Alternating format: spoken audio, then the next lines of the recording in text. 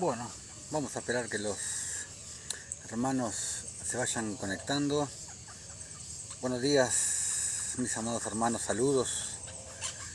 Aquí el hermano Osvaldo desde Buenos Aires, Argentina. Un día hermoso que nos ha regalado el Señor hoy, la verdad que un día totalmente despejado, no hay una nube. Un día bien de verano, la verdad que hermoso día. Esperemos que no haya tanto calor hoy en este verano castigador, que viene habiendo bastante calor. Así que bueno, nada, vamos a ir esperando que se vayan conectando los hermanos para ver una enseñanza muy linda en el día de hoy, dando semilla al que siembra. Vamos a ir viendo varias cosas siempre en el plano escritural, como lo hago siempre, tanto en lo que se denomina el canon romano, el canon de la Santa Madre, de la Santa Iglesia Católica, como en otros textos que deberían estar incluidos y que por distintos factores no están incluidos en el canon. Porque recordemos que no solamente existe el canon de la Iglesia Católica, sino también existen otros cánones. Por ejemplo, hay algunos libros que están incluidos en un canon y en otro canon no. Hay libros que han sido incluidos en el canon romano, entre comillas, y después los han descartado, los han desechado. Hay otros que nunca los han incluido por la revelación que contienen cada uno, como por ejemplo el libro de Enoc. El libro de Enoc no lo van a poner nunca porque tiene una revelación increíble. La epístola a la Odisea de Pablo tampoco. Es obvio por qué no lo han incluido nunca, porque destruye por completo la imagen de Roma, de la Iglesia Católica, por así decirlo. Pero también tenemos otros mal llamados apócrifos, que por ejemplo no están en el canon romano, pero que sin embargo sí están mencionados en libros que sí están dentro del canon romano, lo cual me parece muy gracioso, como por ejemplo el libro de Jasher. El libro de Jasher está 2 veces mencionado en el libro en el canon romano. Está mencionado en Josué 10 y después no recuerdo la otra mención, en Crónicas, no me acuerdo dónde, pero está 2 veces mencionado el libro de Jasher dentro del canon romano. Entonces, si está mencionado en el canon romano, si está mencionado dentro de la Biblia, dentro de las Escrituras, ¿por qué no utilizarlo? ¿Por qué no agarrarnos de ese libro, ¿no? ¿Y por qué no está en el canon de la Madre Iglesia? Pero bueno, es tarea nuestra también, ¿no? Siempre escudriñar, no solamente en el canon que nos ha impuesto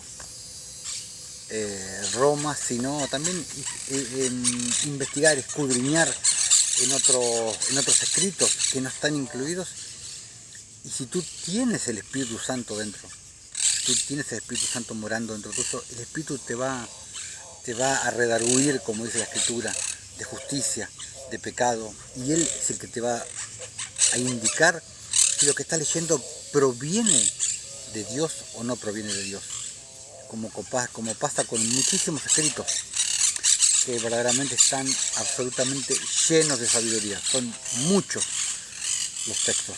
Por ejemplo, el libro de Jasher, el rollo sagrado de Melquisedec, que es el que les vengo leyendo un capítulo al final de cada video. El libro de Enoc, ni hablar. El Evangelio de Nicodemo. Bueno, hay muchísimos libros que como es este, que tienen muchísima sabiduría. Así que bueno, pero bueno, vamos a ir empezando sin dar tantas vueltas. Vamos a ir de lleno, vamos a meternos en lo que vamos a hablar hoy, dando semilla al que siembre. Y vamos a ver qué es lo que quiere decir esto, pero es una enseñanza muy muy linda la de hoy.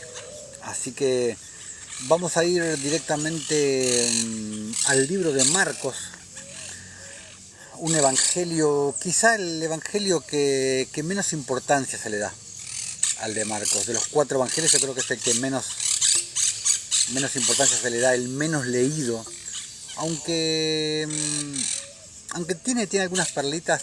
A mí particularmente, en lo personal, debo confesar que es el que menos me atrae también, el evangelio de Marcos. Pero aún así tiene un par de cositas que...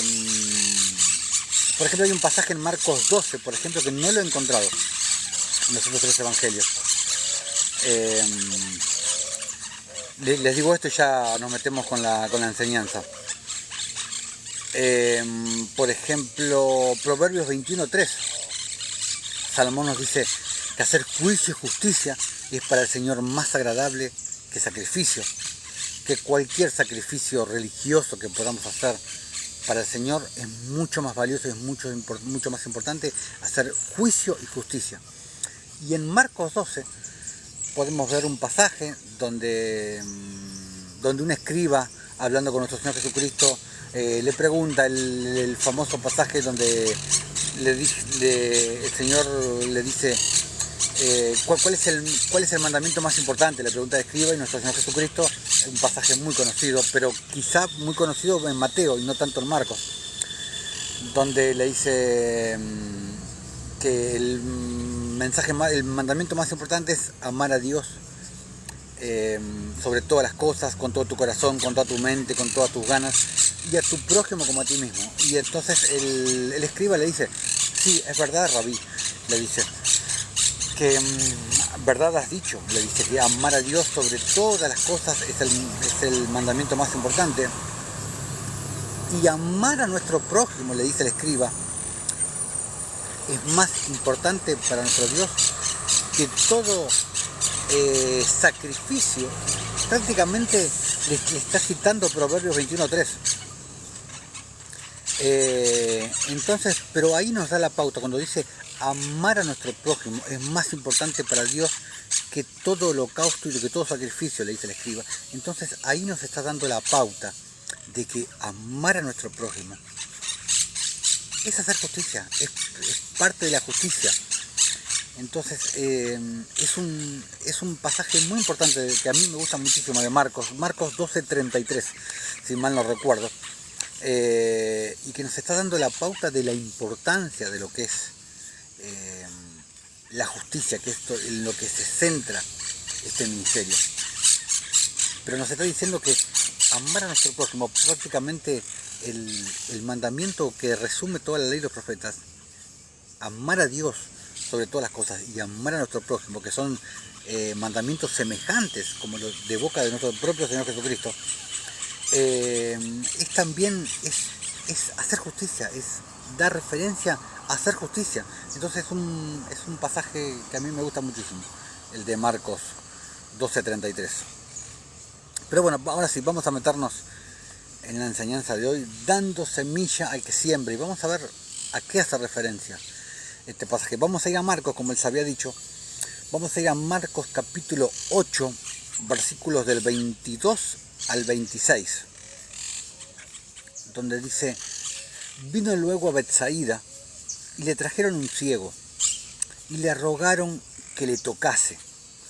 Entonces, tomando la mano del ciego, le sacó fuera de la aldea y, escupiendo en sus ojos, le puso las manos encima y le preguntó si veía algo.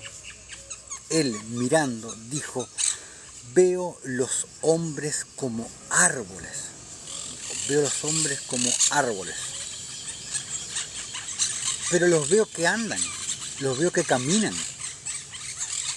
Luego le puso otra vez las manos sobre los ojos y le hizo que mirase, y fue restablecido. Y vio de lejos y claramente a todos. Y lo envió a su casa diciendo: no entres en la aldea ni le digas a nadie en la aldea lo que ha ocurrido. Entonces podemos ver varias veces en las Escrituras a los árboles como semejanza de hombres en varias oportunidades y en varios contextos. Y ahora vamos a ir viendo la importancia y el por qué es que vemos los árboles son semejanza de los hombres, lo vamos a ir viendo. Vamos ahora a Mateo capítulo 7. Si alguno sabe, si alguno me puede ir adelantando por qué es la semejanza del árbol al hombre, si alguno lo sabe, me lo puede ir poniendo en los comentarios. Vamos a ir interactuando un poquito con la enseñanza de hoy. Vamos a Mateo capítulo 7, versículos del 16 al 20, donde dice: por sus frutos los conoceréis, dijo. ¿Acaso se recogen uvas de los espinos o higos de los abrojos? Así todo buen árbol da buenos frutos, pero el árbol malo da buen fruto. Pero el árbol malo da frutos malos, perdón. No puede el buen árbol dar malos frutos, ni el árbol malo dar frutos buenos. Todo árbol que no da buen fruto es cortado y echado en el fuego. Así que por sus frutos los conoceréis. Para el que me está preguntando si yo soy pastor,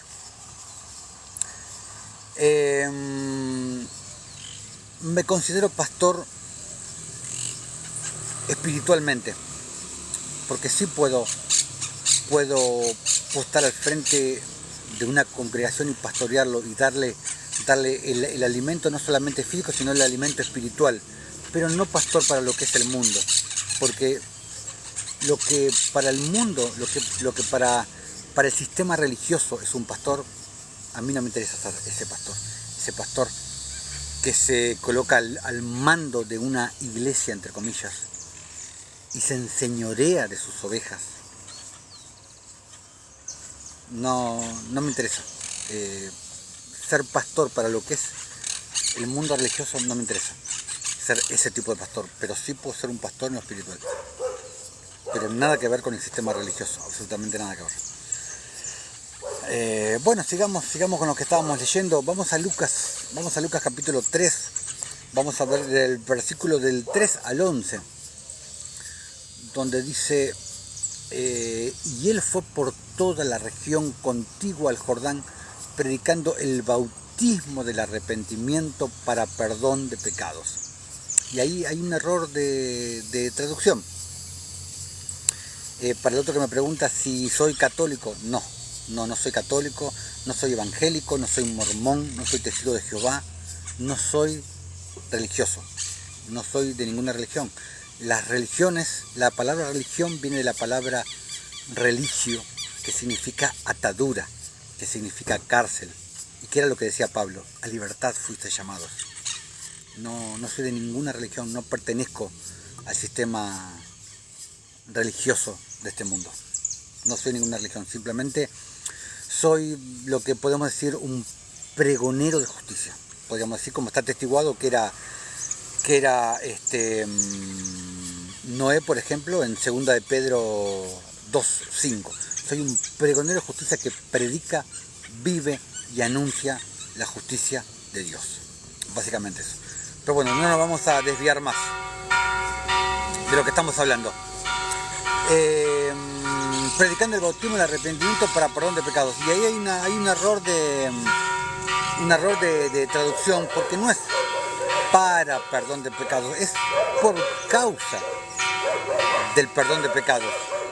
Eso es lo que está diciendo, porque no necesitas el bautismo del agua para que se te perdonen los pecados. No necesitas eso. ¿Por qué? Porque el bautismo por agua es un testimonio de tu conversión, es un testimonio de que realmente pasaste por la metanoia, de que realmente tuviste un cambio de entendimiento que como consecuencia te va a llevar a un cambio de comportamiento. Entonces, verdaderamente, ¿qué es lo que perdona los pecados? Primero, la obra de Cristo, su obra en el madero, cuando dijo tetelestai, la palabra en griego que es tetelestai, hecho está. Pero tú tienes que poner de tu parte también con el reconocimiento de tus pecados, con la confesión de tus pecados. Y no me vengas con la confesión de la Iglesia Católica, de sentarte delante de un cura y confesarte. No me saquen con esas estupideces, porque no necesitas un intermediario entre tú y Dios, entre tú y el Padre. Es simplemente, no es una confesión al modo católico, es simplemente el reconocerle a nuestro Señor de que te has equivocado, simplemente un reconocimiento directamente con Él, no necesitas intermediarios. Entonces, y Él fue por toda la región contigua al Jordán, predicando el bautismo del arrepentimiento por causa del perdón de pecados. Esa es la verdadera traducción. Como está escrito en el libro de las palabras del profeta Isaías, que dice: voz del que clama en el desierto, preparad el camino del Señor. Y si pudiste ver mi video La justicia lo es todo, ahí te explico puntualmente que el camino del Señor, el único camino del Señor, es un camino de justicia, y te lo expliqué con muchas citas bíblicas. Preparad el camino del Señor, enderezad sus sendas, porque sus sendas son derechas. Otro sinónimo de justicia: sus sendas son justas, sus sendas son rectas. Todo valle se rellenará y se bajará todo monte y collado. Está hablando de una inversión en nuestra naturaleza. Los caminos torcidos serán enderezados y los caminos ásperos serán allanados. Y verá toda carne la salvación de Dios.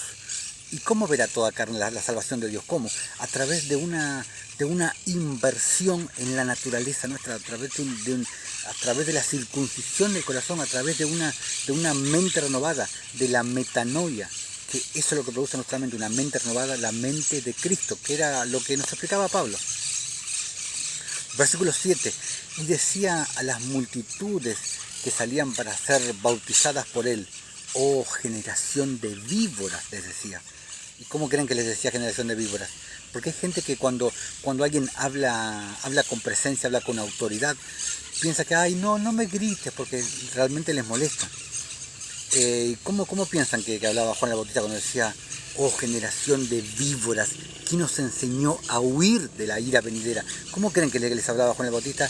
Ay, generación de víboras, ¿quién nos enseñó a huir de la ira venidera? No les hablaba así. No, por supuesto no les hablaba así. Como Jesús cuando dio vuelta las mesas en la puerta del pórtico del templo de Salomón. Pero bueno, ¿quién nos enseñó a huir de la ira venidera? Les dice Juan el Bautista. O sea, ¿ustedes creen que bautizándose en el agua, metiéndose en el río, se van a salvar? ¿Que simplemente haciendo eso se van a salvar? No, por supuesto que no.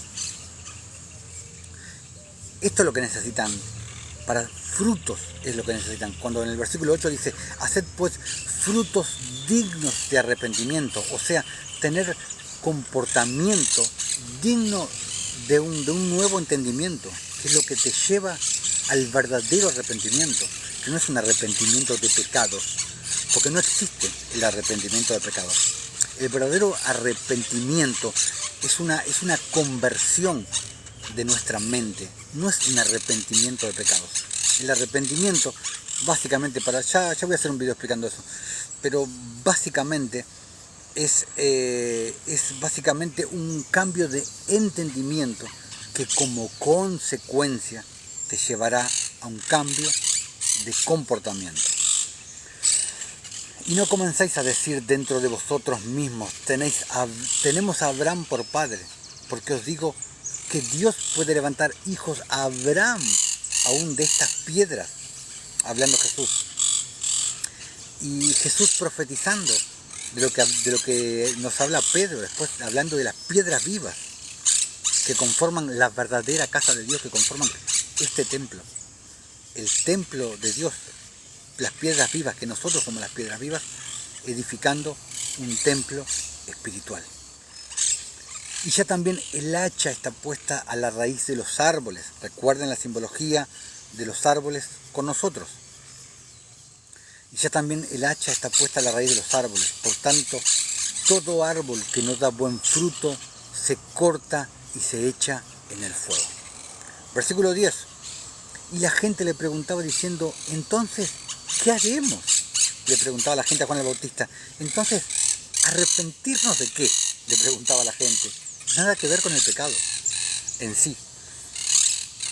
Y respondiendo Juan el Bautista le dijo, el que tiene 2 túnicas dé al que no tiene, y el que tiene que comer haga lo mismo, o sea, dejen de ser egoístas, le decía Juan el Bautista, empiecen a ser generosos, empiecen a ser caritativos, empiecen a dar, empiecen a despojarse, empiecen a hacer uso de la misericordia, empiecen a hacer justicia.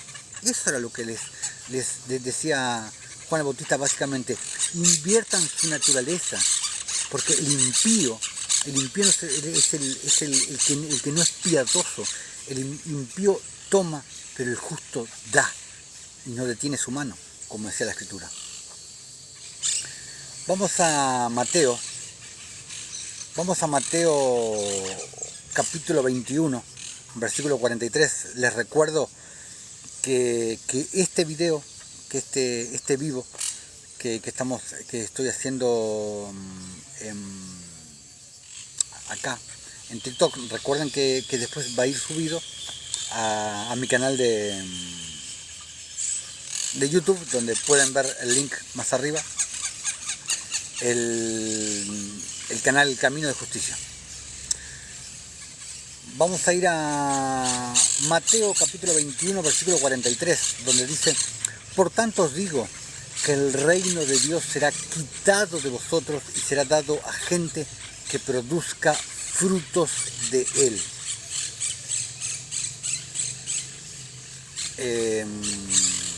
Que era lo que le dijo básicamente a los judíos, ¿no? O sea, voy a quitar el reino de vosotros, que ustedes creen que son la última Coca-Cola del desierto, y lo voy a dar a otro pueblo, a otra gente que me dé frutos, que traiga frutos para el reino.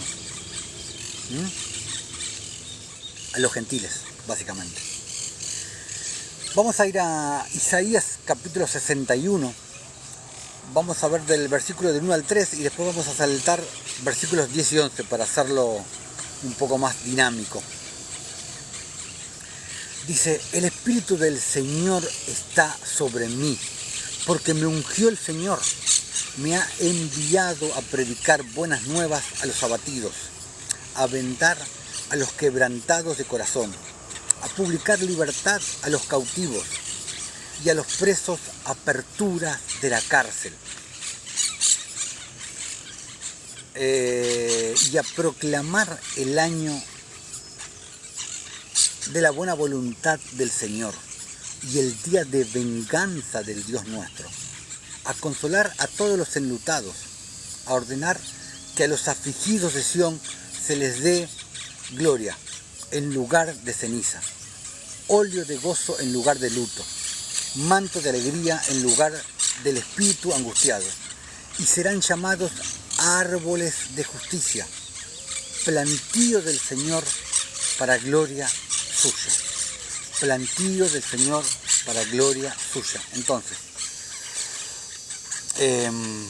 les pregunto, si seremos llamados árboles de justicia. Si un manzano va a dar manzanas, si un naranjo va a dar naranjas, ¿qué fruto va a dar un árbol de justicia? ¿Qué fruto va a dar un árbol de justicia? ¿Alguien me puede contestar? ¿O alguien lo puede pensar? ¿Qué fruto dará un árbol de justicia? Frutos de justicia. Está más que claro. Un árbol de justicia va a dar frutos de justicia. Y recuerden lo que les dije desde el principio del video. El hombre, simbología, o sea, mejor dicho, el árbol, lo vemos en la Escritura como simbología del hombre. Versículos 10 y 11. En gran manera me gozaré en el Señor. Mi alma se alegrará en mi Dios, porque me vistió con vestiduras de salvación. Me rodeó de manto de justicia, porque la justicia es lo que nos salva y de muchas maneras. Recuerden, les vuelvo a recordar, vayan a ver el video titulado La justicia lo es todo. Le explico, creo que en 28 puntos, por qué la justicia lo es absolutamente todo. Me rodeó de manto de justicia, como a novio me atavió y como a novia adornada con sus joyas. Versículo 11. Porque como la tierra produce su renuevo y como el huerto hace brotar su semilla, así el Señor hará brotar justicia y alabanza delante de todas las naciones. Vamos a ir a Romanos capítulo 10, el famoso capítulo 10 de Romanos, como el capítulo 8, dos capítulos emblemáticos de Romanos, de la carta de Pablo. Vamos a leer del versículo 8 al versículo 15, donde dice: ¿Mas qué dice? Cerca de ti está la palabra, dice. ¿Quién es la palabra? Jesús es la palabra. Porque como dice en Juan, Jesús es el verbo. En realidad es la palabra. Es la palabra, es the word, como dice en la versión en inglés, en la King James. O el logos, como dice en la verdadera traducción en el griego. Estas campanas de la Iglesia Católica. Pero bueno.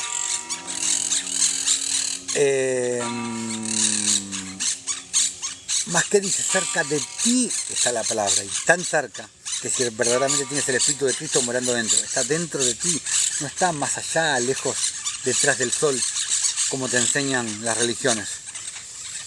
En tu boca y en tu corazón, dice, cumpliéndose Jeremías 31, donde dice, daré mi ley en su mente y la escribiré en su corazón, cumpliendo básicamente lo de Jeremías. Esta es la palabra de fe que predicamos, dice Pablo en Romanos. ¿Arrepentidos de vuestros pecados, como dicen los religiosos? No, por supuesto que no. Que si confesares con tu boca que Jesús es el Señor. ¿Y quién es el Señor? El Curios, es el bendito Dios Todopoderoso venido en carne. Él es el Señor, el Curios, Dios, Jesús. Que si confesares con tu boca que Jesús es el Señor, que Jesús es el Curios, y creyeres, y que según Mateo 21, para creer tienes que pasar primero por el arrepentimiento, por la metanoia, y que creyeres en tu corazón que Dios le levantó de los muertos, serás salvo, dice. Porque con el corazón se cree para justicia, y creer es tener fe, y recuerda que la fe conlleva obras. Como dice Santiago, la fe sin obras es muerta. Porque con el corazón se cree para justicia, pero con la boca se confiesa para salvación. Pues la Escritura dice, todo aquel que en él creyere no será avergonzado, o sea, no será abandonado, no será condenado. Eso es lo que está diciendo la Escritura. Versículo 12, porque no hay diferencia entre judío y griego, o sea, entre pagano y elegido, entre santo y no santo. Pues el mismo que es Señor de todos, es rico para con todos los que le invocan, aunque seas lo peor de lo peor. Básicamente es eso lo que está diciendo. Perdón. Porque todo aquel que invocare el nombre de Jehová,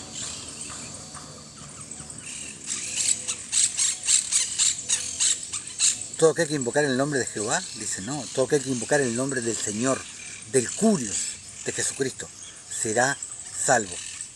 Esa es la promesa irrevocable que tienes en la Escritura, que te la da Pablo. Versículo 14, ¿cómo pues invocarán aquel en el cual no han creído? Porque si invocas a Jesús, es porque crees en Él. ¿Y cómo creerán en aquel en quien no han oído? ¿De quién no han oído? Como decía, por tanto, id y me estaréis testigos en Jerusalén, en Samaria, en Judea y hasta en lo último de la tierra.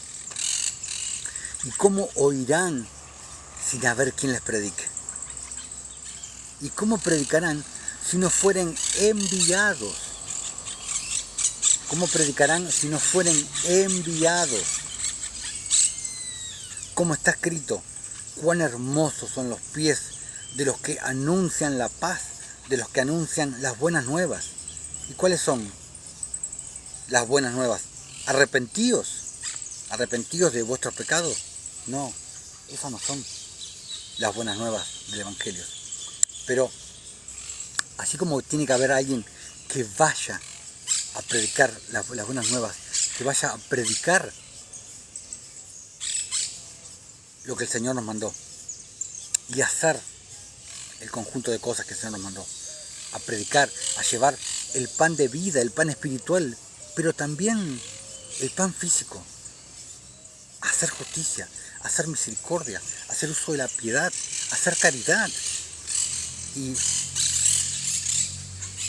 a echar fuera demonios, a orar por las personas. Es un conjunto de cosas. Si tú no vas a ir por el motivo que me quieras decir, sé de los que envían. Ayuda al que verdaderamente está dispuesto a ir. Es tan simple como eso. ¿Vas a ser de los que va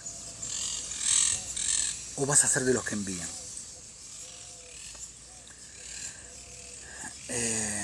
Pero ¿enviados a dónde? De eso es lo que le estoy hablando. La gran comisión. Eso es lo que le estoy hablando. Vamos a Mateo capítulo 28, versículos del 18 al 20. Y Jesús se acercó y les habló diciendo: toda potestad me es dada en el cielo y en la tierra. ¿Cuánta potestad le fue dada a Jesús? Toda potestad, no solamente un poquito de potestad, no una potestad a un ángel, como dicen los testigos de no sé quién. Toda potestad me es dada en el cielo y en la tierra. Por tanto, id.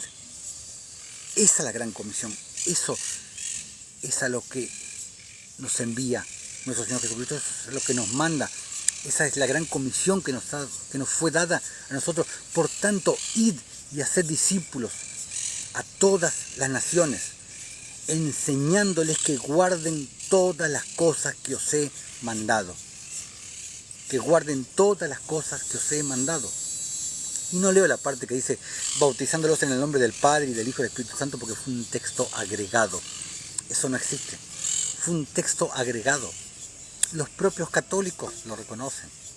En las propias enciclopedias católicas dan testimonio que fue un texto agregado. Por eso es que no lo nombro. Aparte, no hay ningún testimonio, no hay otro testimonio en las Escrituras que diga esto. ¿Y qué dijo nuestro Señor Jesucristo? En boca de 2 o 3 testigos constará toda palabra. En el Evangelio de Juan no hace mención de la gran comisión, pero en el Evangelio de Marcos sí, y no está. En el Evangelio de Lucas también hace mención, y tampoco está. Aparte lo que dice, bautizándolos en el nombre del Padre y del Hijo y del Espíritu Santo. Dice en el nombre del Padre y del Hijo y del Espíritu Santo. No dice en el nombre del Padre, en el nombre del Hijo y en el nombre del Espíritu Santo. Y aparte dice bautizándolos en el nombre, no dice en los nombres. Habla de un solo nombre. Está más que claro. Está muy claro. Las propias enciclopedias católicas les están diciendo lo que yo les estoy diciendo. Aparte, si van a Hechos de los Apóstoles, ¿cómo bautizaban los apóstoles, los discípulos? ¿Cómo bautizaban? ¿Se bautizaban en el nombre de Jesús? Está más que claro. No me voy a poner a leerles enciclopedias católicas. Búsquenlo y investiguen y se van a dar cuenta que es toda una mentira. Pero decía, versículo 20, enseñándoles que guarden todas las cosas que os he mandado. Y aquí yo estoy con vosotros todos los días hasta el fin del mundo. Amén. Entonces ese es el mensaje que nos fue comentado. Id y la gran comisión, id y hacer discípulos, predicar en todas las naciones, bautizar, pero no solamente el bautismo por agua que conoce la mayoría, que es un testimonio, el bautismo del Espíritu Santo, orar por una persona para que reciba el Espíritu Santo. Ese es el verdadero bautismo, ese es el bautismo que importa, porque una vez que recibes la promesa, una vez que recibes el Espíritu Santo, recibiste el reino. Ese es el verdadero bautismo que importa. Pero perdonen que divago y me fui un poco de tema. Pero bueno, vamos a Mateo 10, versículos del 5 al 10. A estos dos envió Jesús y les dio instrucciones diciendo: por camino de gentiles no vayáis, y en ciudades samaritanos no entréis, sino id antes a las ovejas perdidas de la casa de Israel. Y yendo, predicad diciendo: el reino de los cielos se ha acercado. Sanad enfermos, limpiad leprosos, resucitad muertos, echad fuera demonios. Ese es el mandamiento que nos fue dado. De gracia recibisteis, de gracias dad. Eso es lo que nos decía el Señor Jesucristo. No os proveáis de oro, ni plata, ni cobre en vuestros cintos, ni de alforja para el camino, ni de 2 túnicas, ni de calzado, ni de bordón, porque el obrero es digno de su alimento.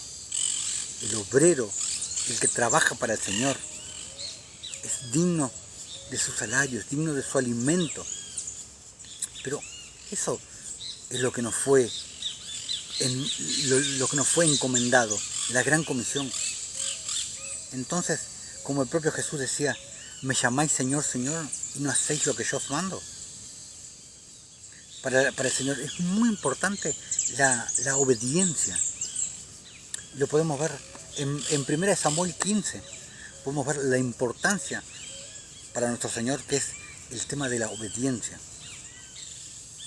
1 Samuel 15, versículos 22 y 23. Y Samuel dijo: se complace el Señor tanto en los holocaustos y víctimas como quien se obedezca las palabras del Señor, que se obedezca las palabras del Señor.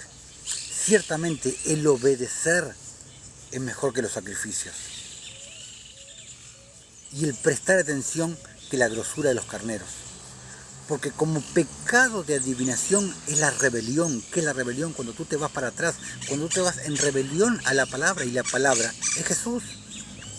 Cuando tú te vas en rebelión, en desobediencia a la palabra.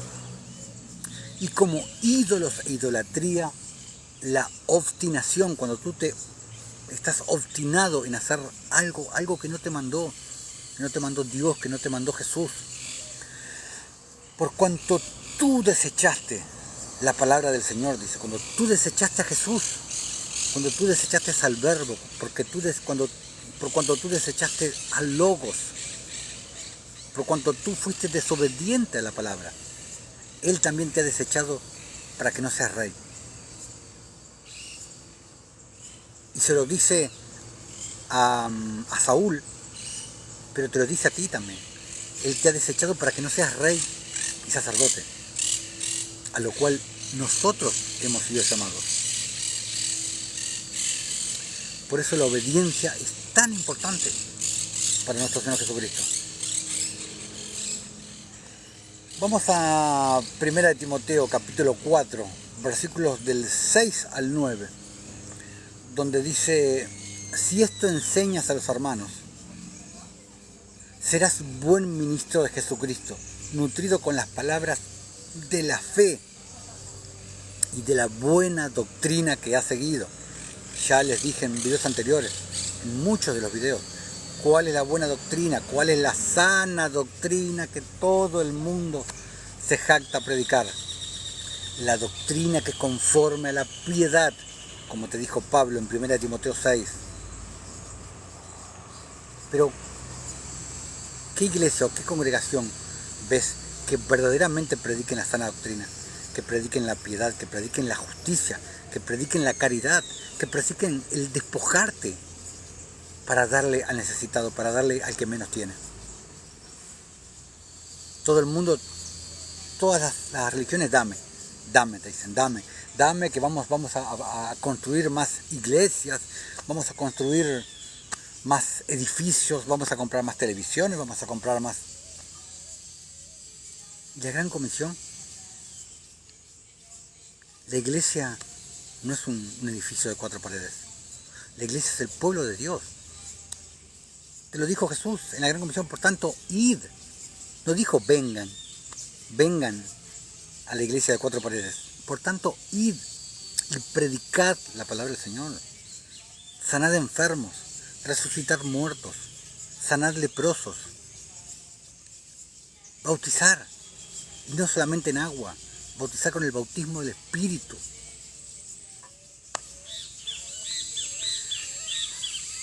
Nutrido con las palabras de la fe y de la buena doctrina que has seguido. Versículo 7. Desecha las fábulas profanas y de viejas. Ejercítate para la piedad, dice Pablo, para la justicia, para la caridad. Ejercítate, practícala, hazla. Porque el ejercicio corporal para poco es provechoso, pero la piedad para todo aprovecha. La piedad para todo aprovecha. Pues tiene promesa en esta vida presente y de la venidera. Palabra fiel es esta, dice Pablo. Palabra fiel es esta y digna de ser recibida por todos. Como lo dice el mismo Pablo en Hechos 20, citando a Jesús cuando decía, más bienaventurado es dar que recibir. Pero hoy todo el mundo quiere recibir, todo el mundo quiere recibir. Esa es la gran comisión a la que te mandó el Señor. A ver, está perfecto que le des a un hombre de Dios. Está perfecto que le des. Pero, ¿en qué emplea el dinero que tú le das a un hombre de Dios? ¿En hacer nuevas iglesias? ¿En comprar parlantes? ¿En comprar televisores? ¿Cuándo te mandó Dios a que hagas eso? ¿Eso forma parte de la gran comisión?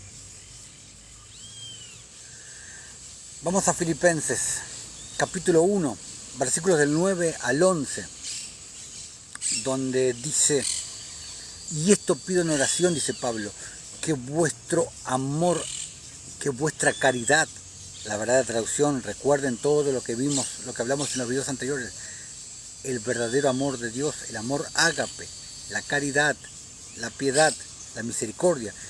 Y esto pido en oración que vuestra caridad, dice Pablo, abunde aún más y más en ciencia y en todo conocimiento, para que aprobéis lo mejor, a fin de que seáis sinceros e irreprensibles para el día de Cristo, llenos de frutos de justicia.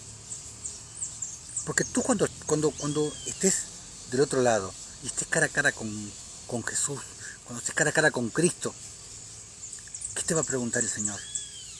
¿A quién amaste? Te va a preguntar. Con el amor ágape, no con el amor de besitos, con el amor fingido que conoce este mundo. ¿A quién amaste? Te va a preguntar nuestro Señor Jesucristo. ¿Dónde están mis frutos? Te va a decir. ¿Qué le vas a contestar?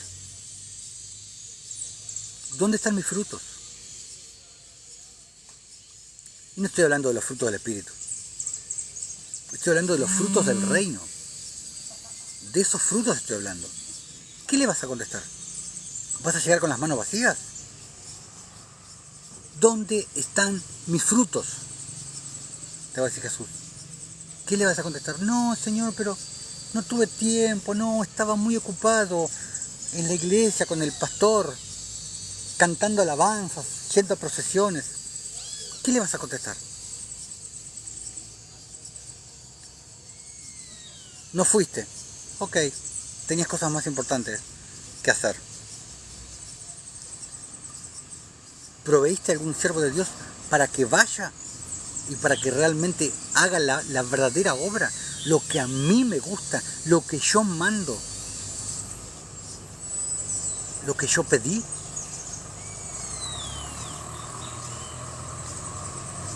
Llenos de frutos de justicia que son por medio de Jesucristo para gloria y alabanza de Dios. Vamos a irnos a Romanos capítulo 7, versículos 4 y 5, donde dice: así también vosotros, hermanos míos, habéis muerto a la ley mediante el cuerpo de Cristo, hablando de la ley de Moisés, obviamente, para que seáis de otro, del que resucitó de los muertos. Pero, ¿y entonces de quién eran cuando estaban bajo la ley de Moisés? Si cuando morimos a la ley de Moisés, para ser de la ley de la justicia, de la ley de Cristo, de la ley del Espíritu, de la ley real, somos de Cristo, ¿de quién eran? ¿De quién eran cuando estaban bajo la ley de Moisés? Para que lo pienses. A fin de que llevemos fruto para Dios. Esto es lo que te estaba comentando recién. Llevar frutos para Dios, no los frutos de la justicia, que es otra cosa. Los frutos de la justicia, del Espíritu son personales. Es una de las maneras en las que tú manifiestas tener el Espíritu, verdaderamente. Pero acá te está hablando de los frutos para Dios. Los que Él te va a preguntar cuando estés cara a cara con Él: ¿dónde están mis frutos? No llegues con las manos vacías. Por lo menos llega con frutos compartidos con otra persona. Y ahora te lo voy a explicar. Porque mientras estábamos en la carne, las pasiones pecaminosas que eran por la ley obraban en nuestros miembros llevando frutos para muerte. O sea que cuando tú estabas bajo la ley de Moisés, tú llevabas fruto para muerte. Pero cuando estás en la ley de Dios, en la ley de la justicia, en la verdadera ley, en la macro ley, en la ley del casamiento y no en la ley del divorcio, como lo expliqué en otros videos, ahí es cuando llevas fruto para Dios. Ahí es cuando verdaderamente llevas fruto para Dios. Como dice Santiago en capítulo 4, el que sabe hacer lo bueno y no lo hace, le es contado como pecado. Entonces, los religiosos que tanto se agarran de la ley de Moisés: no hagas esto, no hagas el otro, no hagas aquello, los 10 mandamientos. Ah, sí, los 10 mandamientos del monte Sinaí, sí, claro. No hagas esto, no hagas aquello. ¿Y lo que no haces qué? Porque todo el mundo te habla de lo que no tienes que hacer. Supongamos que lo cumples. Supongamos que no robas, supongamos que no chismeas, que no le sacas el cuero a aquel, que no ves pornografía, que no robas, que no maldices. Supongamos. Y en cuanto a lo que tienes que hacer, ¿quién te habla de eso? El que sabe hacer lo bueno y no lo hace, le es contado como pecado. Vamos a Juan capítulo 4, versículo del 35 al 38. Dice: ¿no decís vosotros, aún faltan 4 meses para que llegue la siega? He aquí os digo, alzad vuestros ojos y mirad los campos, porque ya están blancos para la siega, y el que siega recibe salario y recoge fruto para vida eterna, para el que siembra goce juntamente con el que siega. Acá estamos viendo un trabajo en equipo, por así decirlo, porque en esto es verdadero el dicho: uno es el que siembra y otro es el que ciega. Yo os he enviado a cegar lo que vosotros no labrasteis. Otros labraron y vosotros habéis entrado en sus labores. ¿Por qué? Porque están participando de la siembra y de la cosecha. Uno es el que planta, uno es el que siembra, otro es el que riega, otro es el que cosecha. Es el cuerpo de Cristo trabajando en equipo, por así decirlo. Porque todos nosotros formamos parte del cuerpo de Cristo. Y al igual que tu cuerpo, todos trabajan para la cabeza, para la mente. Porque Cuando tu mente le dice a la mano que se mueva, la mano se mueve. Pero todo el cuerpo trabaja en conjunto con la mente. Pero el que ordena todo el cuerpo es nuestra cabeza, es Cristo. Cristo es el que ordena al cuerpo. Y el cuerpo de Cristo no es un cuerpo con síndrome de Durex, que se mueve solo. No. Tu mano se mueve si tu cabeza se lo manda. Está más que claro. Entonces, tú debes hacer lo que Cristo te manda, no lo que a ti te da la gana hacer. Vamos a 1 Corintios capítulo 3, versículos del 5 al 9, donde dice: ¿qué pues es Pablo y qué es Apolos? Servidores por medio de los cuales habéis creído, y eso según lo que a cada uno concedió al Señor. Yo planté, Apolos regó. Acá Pablo te lo está diciendo muy claro. Yo planté y Apolos regó.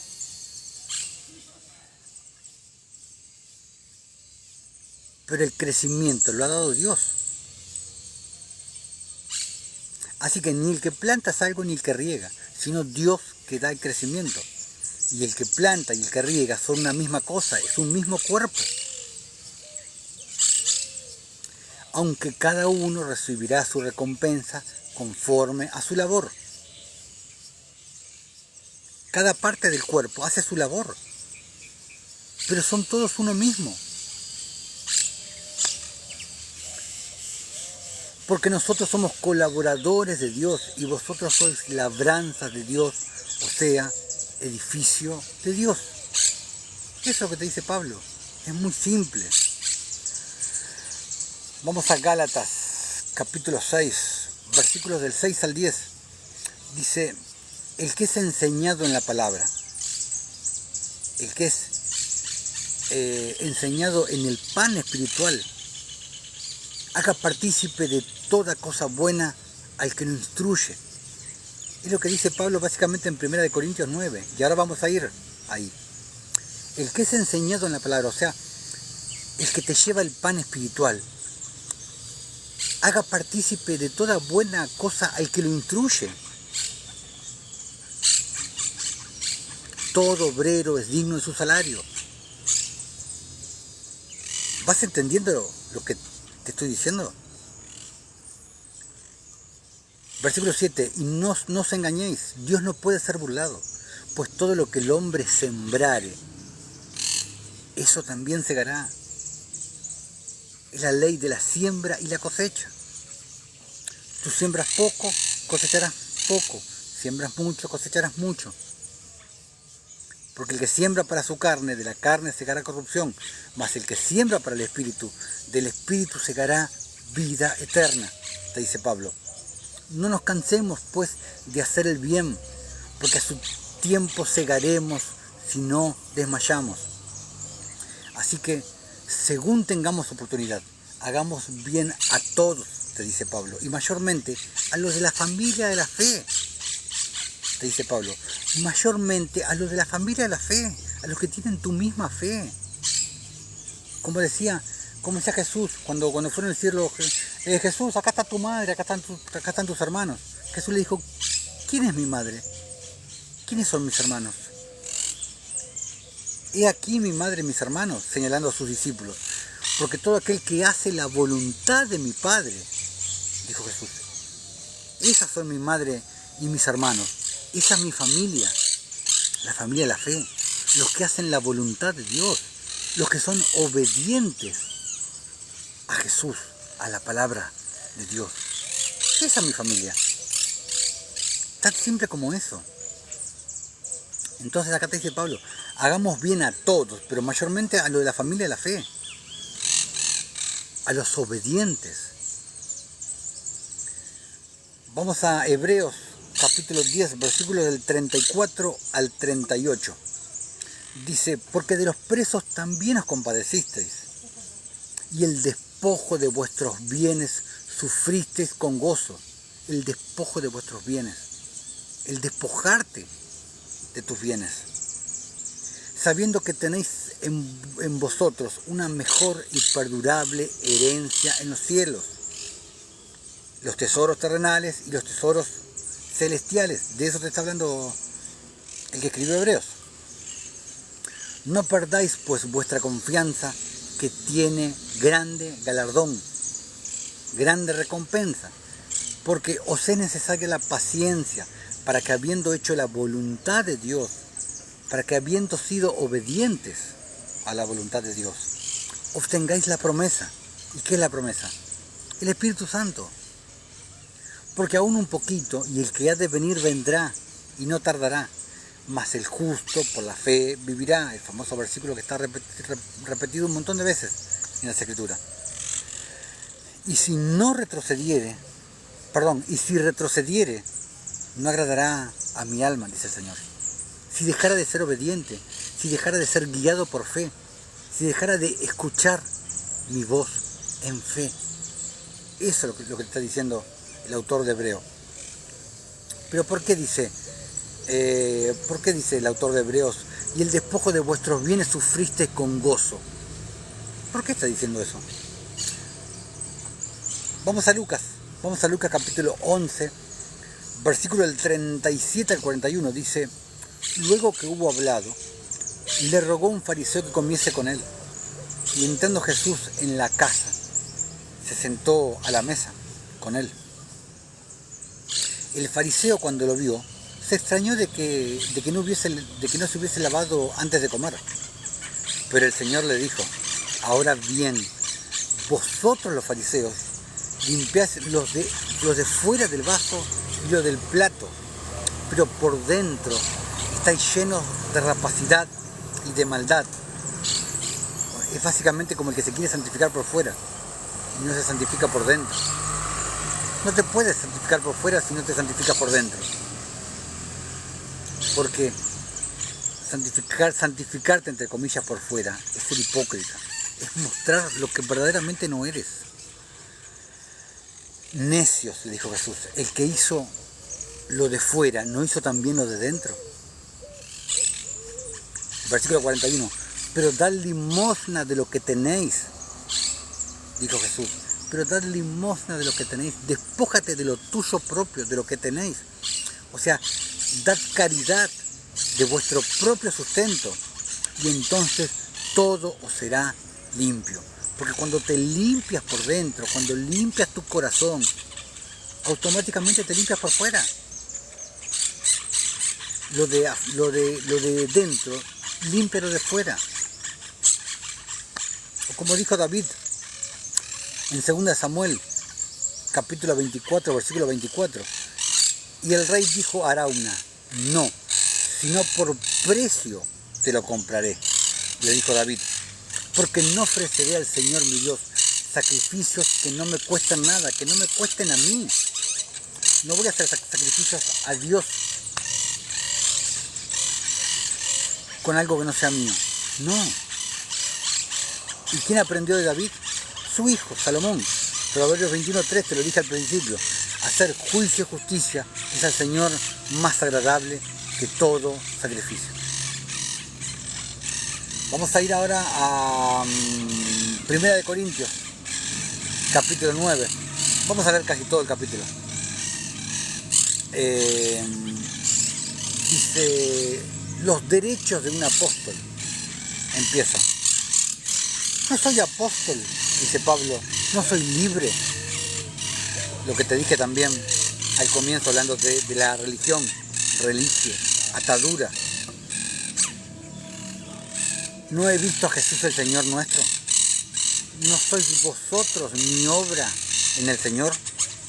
¿Qué les está diciendo? ¿No sois vosotros mis frutos en el Señor? ¿No sois vosotros mis frutos para el reino? ¿Y qué son frutos para el reino? Vidas cambiadas, vidas transformadas por tu testimonio.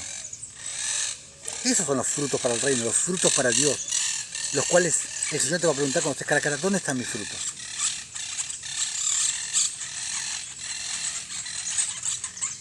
Si para otros no soy apóstol, para vosotros ciertamente lo soy, dice Pablo, porque el sello de mi apostolado sois vosotros en el Señor. El sello de mi apostolado son mis frutos, se está diciendo Pablo. Contra los que me acusan, esta es mi defensa. ¿Acaso no tenemos derechos de comer y de beber? Dice Pablo.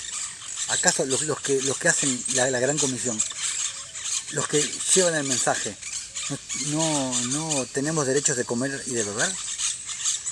¿No tenemos derecho acaso de traer con nosotros una hermana por mujer, como también nosotros apóstoles? Y los hermanos del Señor, y Cefas, o sea Pedro, o solo yo y Bernabé no tenemos derecho a no trabajar, dice Pablo. ¿Quién fue jamás soldado a sus propias expensas? ¿Quién planta viña y no come de su fruto? ¿Quién apacienta el rebaño y no toma leche del rebaño? Digo esto solo como hombre. ¿No dice esto también la ley? Porque en la ley de Moisés está escrito, o todavía estaban bajo la ley de Moisés, por así decirlo, estaban todavía bajo la ley del divorcio. No pondrás bozal al buey que trilla. La famosa frase, no pondrás bozal al buey que trilla. Significa que el que trabaja tiene derecho también a comer, a disfrutar de un salario, a disfrutar de una recompensa. El buey es un animal usado para trillar. Y acá podemos ver qué es trillar, es triturar el cereal cortado para separar el grano de la paja. En Medio Oriente estaba bien visto no ponerle bozal al buey que trillaba, para que el buey, mientras trabajaba, entre comillas, mientras trillaba, pudiera comer, pudiera alimentarse mientras trabajaba, mientras trillaba. Sigamos con el pasaje. Pero no hemos usado o abusado de este derecho, sino que lo soportamos todo por no poner ningún obstáculo al Evangelio de Cristo, dice Pablo. ¿No sabéis que los que trabajan en las cosas sagradas comen del templo? Y los que sirven del altar participan. Así también ordenó el Señor a los que anuncian el Evangelio, que vivan del Evangelio. Así anunció también el Señor que los que anuncian el Evangelio, que vivan del Evangelio. Es algo tan simple como eso. El otro día estaba viendo un TikTok de un religioso, no sé si era sacerdote, pastor, no sé qué era, pero que estaba hablando de una sierva que apareció acá en Rosario, una ciudad argentina, que hacía muchas obras, oraba por las personas y se sanaban. Y este era católico, evidentemente era católico, porque decía, opinando sobre un video sobre esa sierva de Dios que hacía sanidades, Leda se llama, que hacía sanidades, y esta misma sierva daba testimonio que decía que todo lo que ella hacía era producto del Espíritu Santo. Ella no se daba honra a sí misma, ella le daba honra a nuestro Señor. ¿Qué es lo que tiene de malo? Está perfecto lo que hacía ella. Y la palabra que ella hablaba. Pero este mequetrefe decía, ay no, pero yo dudo que venga de Dios porque en primer lugar no nombró a la Virgen María. Cosa más ridícula, no nombró a la Virgen María. Y de hecho le escribí, nunca me contestó. ¿Por qué debería nombrar a la Virgen María? ¿Por qué debería nombrar a la Virgen María? Qué ridiculez, qué idiotez. Aparte, no pide, pero sí recibió ofrendas. Como yo le puse, ¿acaso ¿Nunca leíste 1 Corintios 9? ¿Nunca leíste 2 Corintios 9? ¿Qué es lo malo? Que un siervo de Dios, un hombre de Dios, que verdaderamente lleva adelante la obra de Dios, reciba ofrenda. ¿Qué es lo malo? ¿Cuál es lo malo? ¿Cuál es el pecado? ¿Alguien me lo puede decir? Tanto problema porque el hombre de Dios reciba ofrenda. ¿Cuál es el pecado? ¿Cuál es el pecado que un hombre de Dios pida ofrenda? ¿A dónde está escrito? ¿Cuál es el pecado? Eso sí, si alguien va a un curandero y que a alguien le dé plata al curandero, no, nadie tiene problema con eso. Que un curandero reciba plata, no, con eso nadie tiene problema. Nadie. Pero que un hombre de Dios reciba una ofrenda. Ah, no, un hombre de Dios no puede recibir ofrenda. ¿Qué ridiculez es eso? ¿De dónde lo sacaron? El propio Pablo te lo está diciendo. Así también ordenó el Señor a los que anuncian el Evangelio, que vivan del Evangelio. ¿Por qué tanto hincapié? ¿Por qué tanto hincapié en el hombre de Dios? En que reciba ofrenda el hombre de Dios. ¿Por qué? ¿De dónde sacaron esa ridiculez? ¿De dónde? El propio Pablo te lo dice. Versículo 15. Pero yo de nada de esto me he aprovechado. Porque el tema es que algunos se aprovechan y no hacen la obra de Dios con la caridad que reciben de otros hermanos. Y ahí está el problema. El abuso. Ni tampoco he escrito esto para que se haga así conmigo, porque prefiero morir, dice Pablo, antes que nadie desvanezca esta mi gloria. Pues se anuncia el Evangelio, no tengo por qué gloriarme, porque me es impuesta necesidad, dice Pablo. Me es impuesta necesidad porque el propio Señor Jesucristo nos pidió eso cuando nos mandó a hacer la gran comisión. ¡Ay de mí si no anunciar el Evangelio!, te dice Pablo.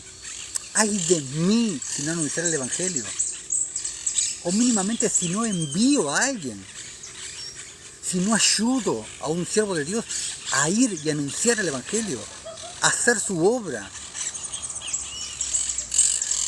Por lo cual, si lo hago de buena voluntad, recompensa tendré, galardón tendré, te está diciendo Pablo. Pero si de mala voluntad, la comisión me ha sido encomendada, ¿cuál pues es mi galardón?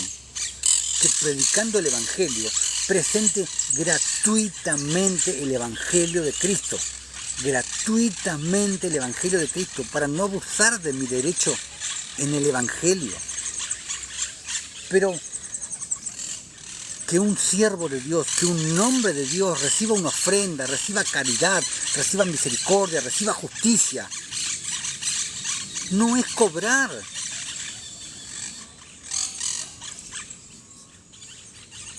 Está más que claro. ¿Cuál es el problema en que el hombre de Dios reciba una donación? ¿Cuál es el problema?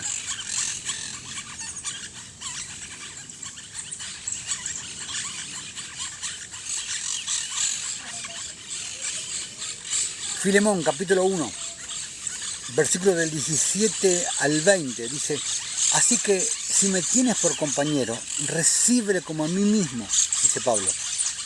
Y si en algo te dañó o te debe, ponlo a mi cuenta. Yo, Pablo, lo escribo de mi mano, yo lo pagaré, dice Pablo. Por no decirte que aún tú mismo te me debes también. Sí, hermano, tenga yo algún provecho de ti en el Señor, conforta mi corazón en el Señor. ¿Qué es lo que está diciendo Pablo? Tenga yo algún fruto de ti para presentarle a mi Señor Jesucristo, el día que esté cara a cara con Él. Vamos a Filipenses capítulo 4, versículo del 14 al 20. Dice Pablo: sin embargo, bien hicisteis en participar conmigo en mi tribulación. Y sabéis también vosotros, oh filipenses, que al principio de la predicación del Evangelio, cuando partí de Macedonia, ninguna iglesia participó conmigo en razón de dar y recibir, sino solo vosotros.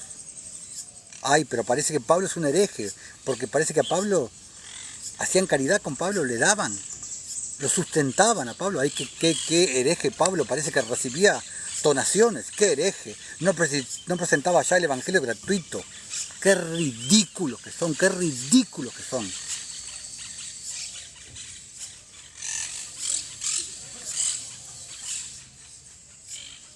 Versículo 16. Pues a una Tesalónica me enviasteis una y otra vez para mis necesidades. Porque parece que el hombre de Dios no tiene necesidades. No es que busque dádivas, decía Pablo, y esto es lo que le calla la boca a muchos. No es que busque dádivas, sino que busco fruto que abunde en vuestra cuenta. Fruto que abunde en vuestra cuenta, porque cuando tú le das al hombre de Dios, al hombre que verdaderamente hace la obra de Dios, estás acumulando fruto en tu cuenta también. Uno es el que siembra la semilla, otro es el que riega, otro el que planta, otro el que cosecha.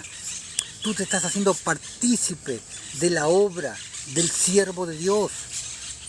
Vas a cosechar fruto juntamente con el hombre de Dios. Y eso es lo que le está diciendo Pablo, está cerrando la boca. No es que busque dádivas, dice Pablo, sino que busco fruto que abunde en vuestra cuenta.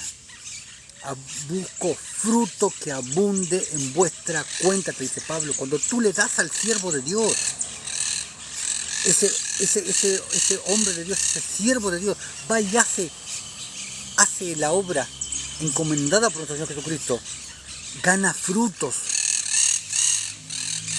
para nuestro Señor Jesucristo, y esos frutos van a ir compartidos contigo, porque tú le diste, tú lo enviaste, tú posibilitaste que el hombre de Dios vaya y haga la obra.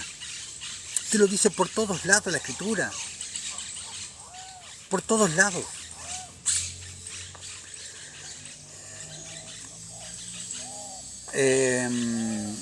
Pero todo lo que he recibido y tengo abundancia, estoy lleno, habiendo recibido de Epafrodito lo que enviaste, olor fragante, sacrificio acepto, agradable a Dios. Mi Dios pues suplirá todo lo que os falta conforme a sus riquezas en gloria en Cristo Jesús. Al Dios y Padre nuestro Señor sea gloria por los siglos de los siglos. Amén, está diciendo Pablo, refutando a todos los santurrones y religiones que te dicen las estupideces de que no, un hombre de Dios no puede recibir ofrenda. Qué ridículos que son. Vamos a 2 Corintios capítulo 9.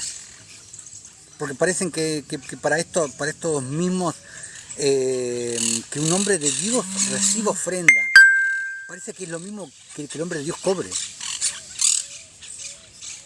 Una ridiculez totalmente. Parece que recibir ofrenda es cobrar. Hermanita María, amén.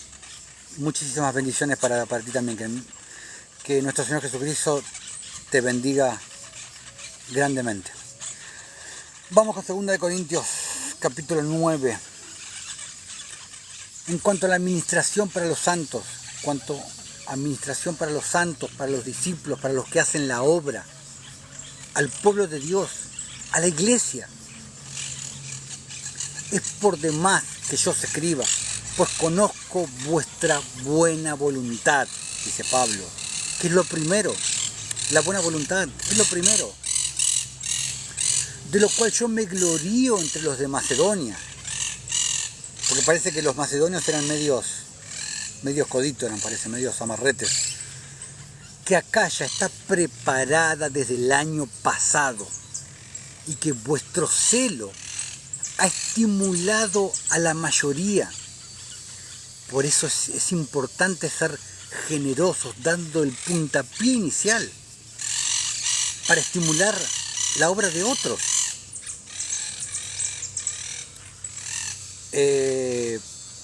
Pero he enviado a los hermanos para que nuestro gloriarnos de vosotros no sea vano en esa parte, para que, como lo he dicho, estéis preparados dice Pablo.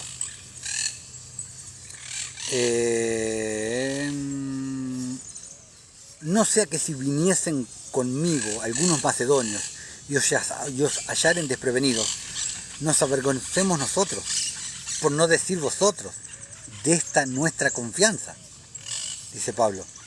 Por tanto, tuve por necesario exhortar a los hermanos que fuesen primero a vosotros y preparasen primero vuestra generosidad antes prometida por parte de ellos, antes prometida. ¿Y qué dice en Eclesiastés?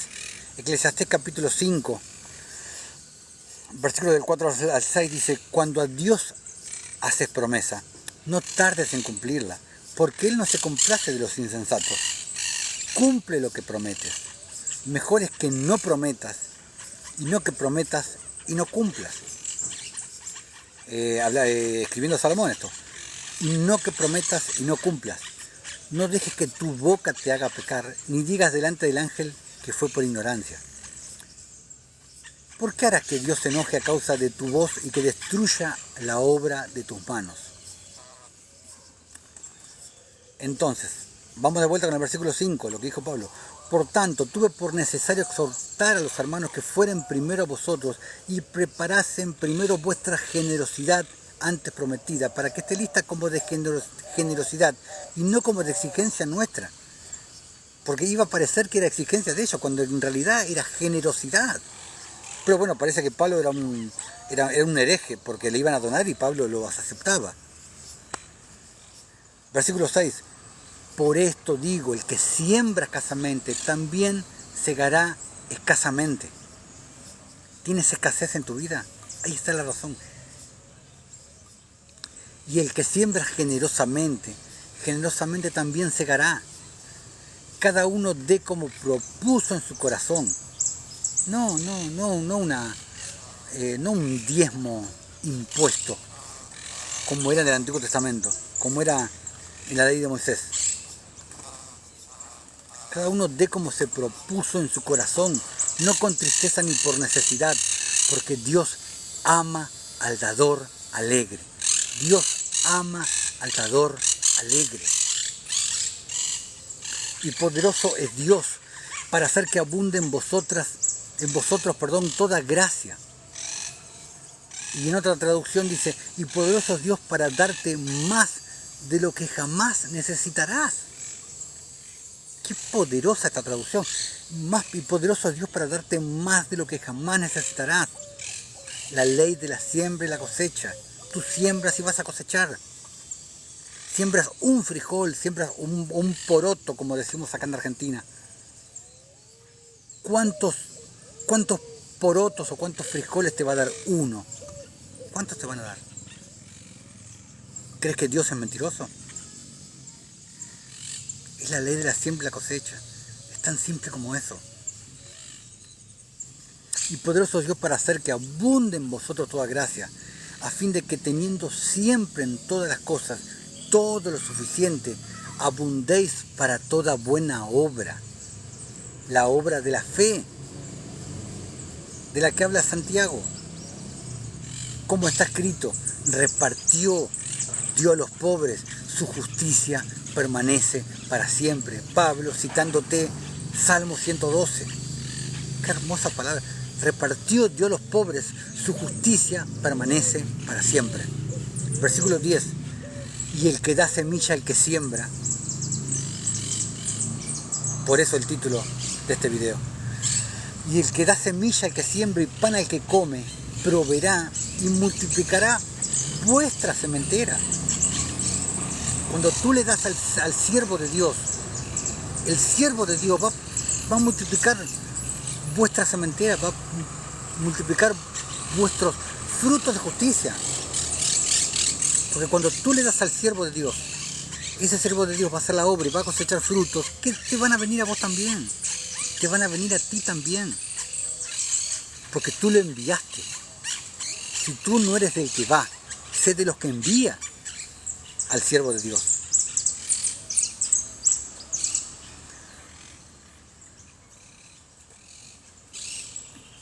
Y proveerá y multiplicará vuestra sementera. Mientras más das, más recibes. Es tan simple como eso. Y aumentará los frutos de vuestra justicia. Cuando tú le das al siervo de Dios, vas a aumentar los frutos de tu justicia. Es una manera también de hacerle justicia al siervo de Dios, porque el siervo de Dios también tiene derecho a comer y a vivir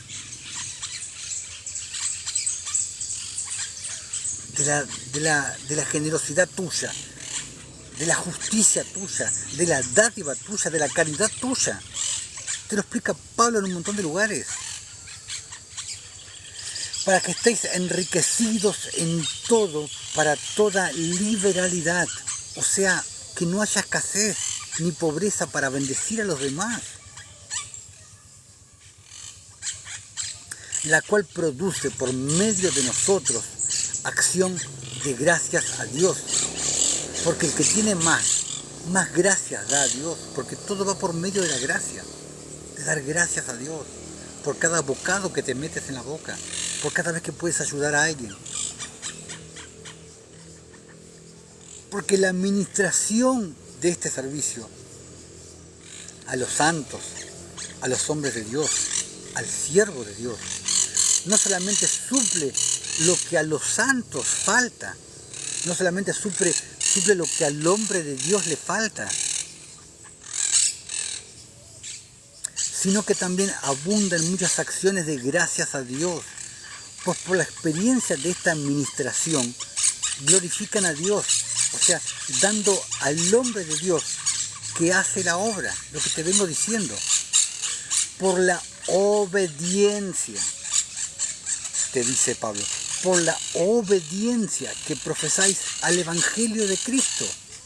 O sea que dándole a los hermanos que están haciendo la obra, estás profesando el Evangelio de Cristo, estás siendo obediente al Evangelio de Cristo cuando tú le das a alguien que hace la obra de Dios, cuando tú le das al hombre de Dios, al siervo de Dios que va y hace la obra de Dios. Y por la liberalidad de vuestra contribución para ellos y para todos. Esto es parte de la justicia. Esto es para hacer frutos, para el siervo de Dios y para ti también. La liberalidad de vuestra contribución para ellos. Es tan simple como eso. Asimismo, en la oración de ellos por vosotros, a quienes aman a causa de la superabundancia gracia de Dios en vosotros, gracias a Dios por su don inefable. Así que hacer justicia también es ayudar al siervo de Dios que va y hace la obra, como te lo vengo diciendo desde hace rato. Vamos a Mateo, capítulo 19, versículo del 23 al 29. Entonces Jesús dijo a sus discípulos: de cierto os digo que difícilmente entrará un rico en el reino de los cielos. Porque el rico no se despoja. El rico es más egoísta que un pobre. Es más dadivoso, es más generoso, se despoja más el pobre que el rico. Generalmente, no estoy diciéndole a todos, obviamente. De cierto os digo que difícilmente entrará un rico en el reino de los cielos. Otra vez os digo que es más fácil pasar un camello por el ojo de una aguja que entrar un rico en el reino de los cielos. Esto hablando de Jesucristo después que del diálogo que tuvo con el joven rico.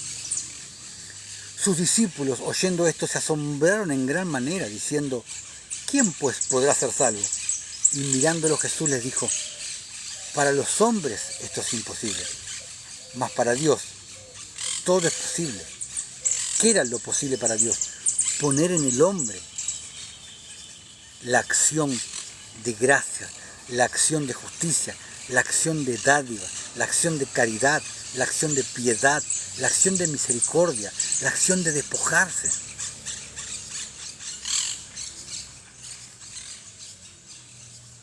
Entonces respondiendo Pedro le dijo: he aquí, nosotros lo hemos dejado todo, dijo Pedro. ¿Qué le dijo Pedro? ¿Nosotros dimos el 10%? ¿Dimos el diezmo? No. Pedro dijo, lo hemos dejado todo. ¿Qué le dijo Jesús al joven rico? Vende todo lo que tienes y dáselo a los pobres y tendrás tesoros en los cielos y ven y sígame. Dijo Pedro, nosotros lo hemos dejado todo y te hemos seguido. ¿Qué pues tendremos? Y Jesús le dijo, de cierto que os digo que en la regeneración, o sea, en el siglo venidero, en el eón venidero, cuando el Hijo del Hombre se siente en el trono de su gloria, o sea, cuando Dios se siente en el trono de Dios, cuando Jesús se siente en su trono, en el trono de Dios, vosotros que me habéis seguido, también os sentaréis sobre 12 tronos para juzgar a las 12 tribus de Israel. Y cualquiera que haya dejado casa, o hermanos, o hermanas, o padre, o madre, o mujer, o hijos, o tierra, por mi nombre, por el nombre de Jesús, no por el nombre de Jehová, por mi nombre, recibirá 100 veces más. Y por supuesto, heredará la vida eterna. ¿Hace falta que te lo explique? Vamos a Lucas, capítulo 10, versículos del 2 al 7. Y les decía, la mies a la verdad es mucha, decía Jesús, mas los obreros pocos. Los obreros son pocos, le decía Jesús, los que van y hacen la obra que yo mandé, que yo ordené. No hay. ¿Por qué? Porque son desobedientes. Nadie va, pero tampoco nadie va a ver que envíe. Como dije a lo primero, si no vas a ser de los que va, sé de los que envían, al menos.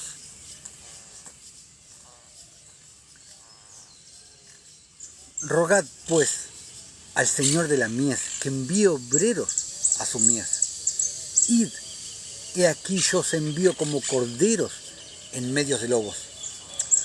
No llevéis bolsa, ni alforja, ni calzado, y a nadie saludéis por el camino. En cualquier casa donde entréis, primeramente decid, pasea a esta casa. Y si hubiera allí algún hijo de paz, vuestra paz reposará sobre él. Y si no, se volverá a vosotros. Y posad en aquella misma casa, comiendo y bebiendo lo que os den, porque el obrero es digno de su salario. El obrero es digno de su salario. Ay, no, como decía el santurrón del TikTok que vi, ay, no, pero no pedían dinero, pero recibían ofrendas. ¿Qué? Ay.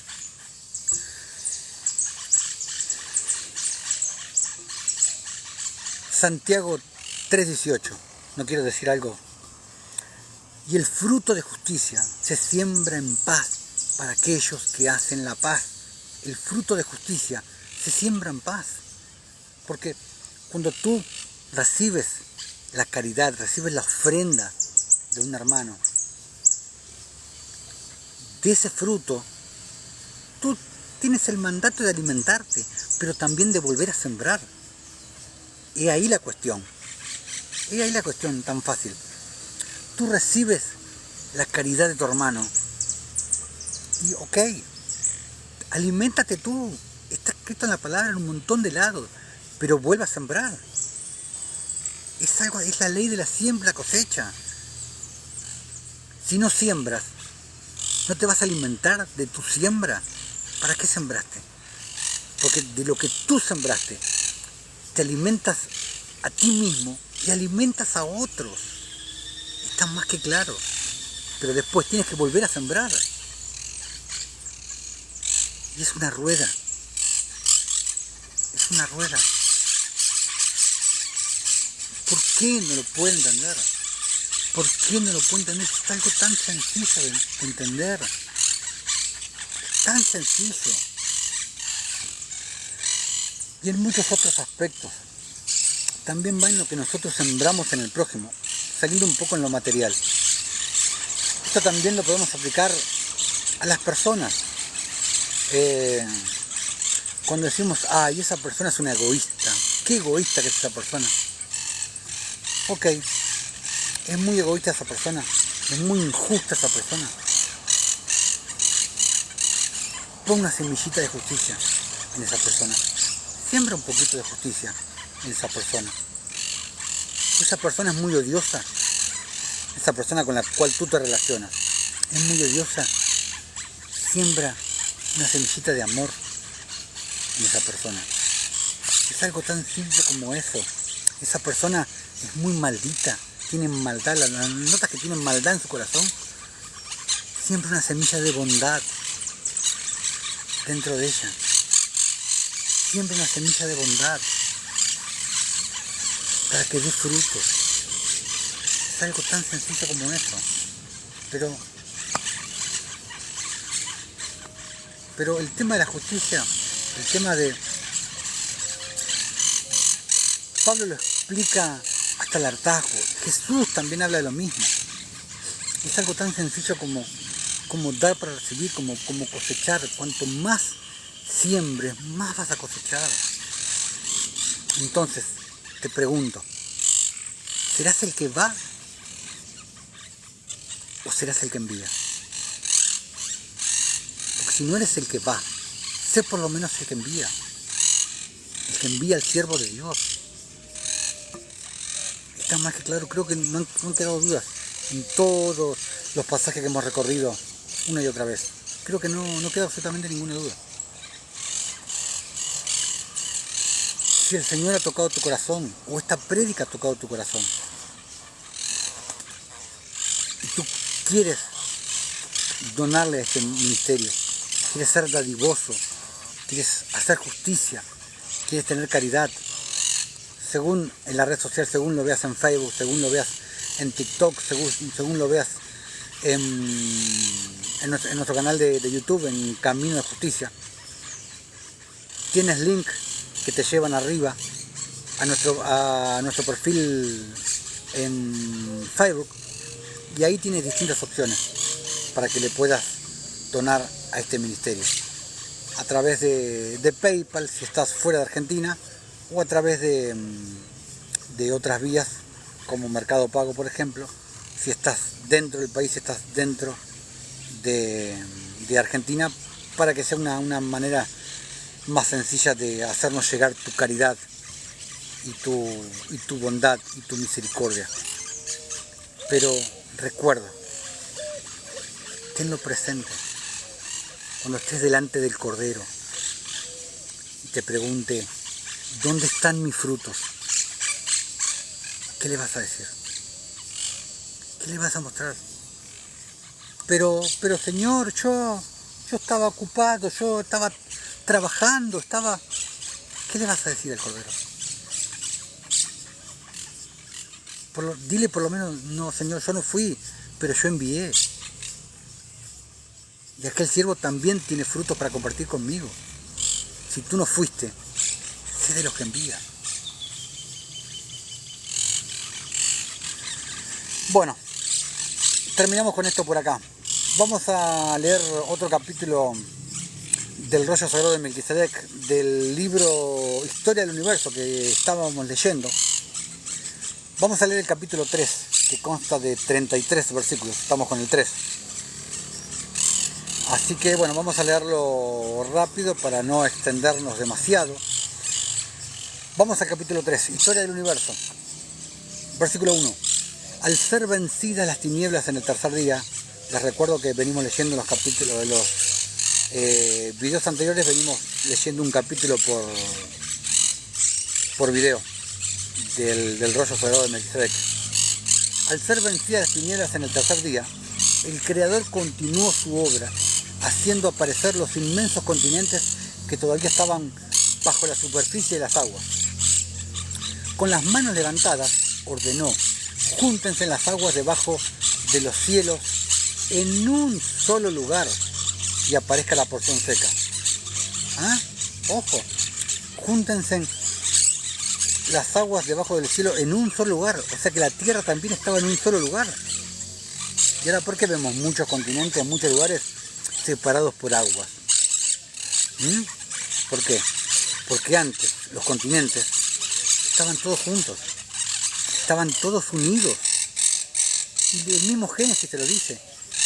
Génesis, no recuerdo ahora, creo que Génesis 10, Génesis 6, no recuerdo, cuando habla de Peleg, cuando nació Peleg, dice, y Peleg nació en el día en que las tierras fueron divididas. En pronta obediencia, las cristalinas aguas cedieron su posición superior a la porción seca que se levantó sobreponiéndose a ellas en las regiones bajas de la tierra. Las aguas continuarían reflejando el brillo celestial, siendo un refrigerio para las criaturas sedientas. En ese gesto de humildad, las aguas prefiguraban al Creador, que en la gran lucha habían descendido al más profundo abismo para hacer renacer en las almas sedientas la vida eterna. Contemplando la faz de aquel mundo nuevo, el Eterno denominó a la parte seca tierra y al recogimiento de las aguas llamó mares. Con su poderosa voz continuó ordenando: produzca la tierra hierba verde, hierba que dé semilla, árbol fructífero que dé fruto según su especie, cuya semilla esté en ella sobre la tierra. En obediencia al mando divino, la superficie sólida del planeta se revistió de toda superficie de vegetación. Lindos prados a florear, campos reverdecientes, entrecortados por ríos cristalinos, bosques sin fin, donde árboles frondosos dejaban colgar frutos sabrosos de infinidades de especies. La tierra era como una tela sobre el Creador.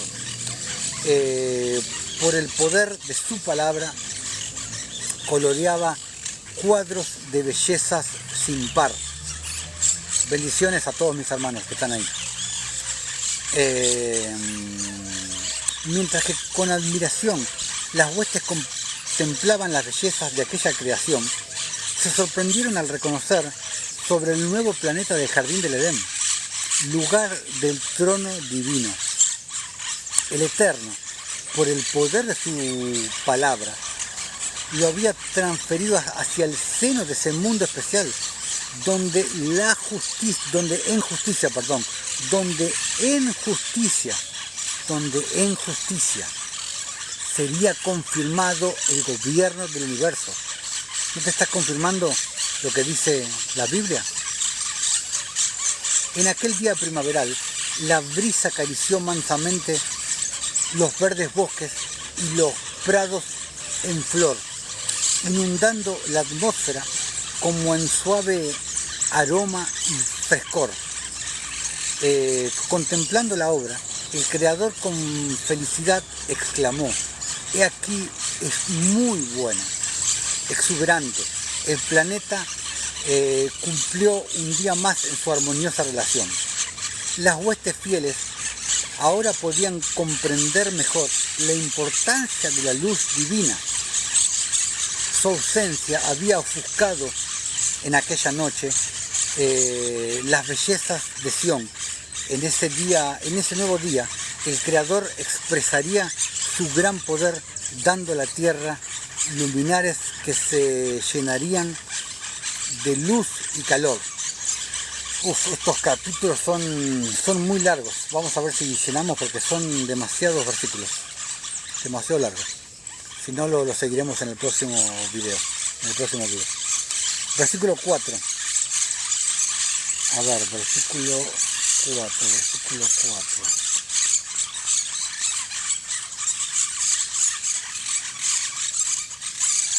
A ver qué largo que se hace. Versículo 4.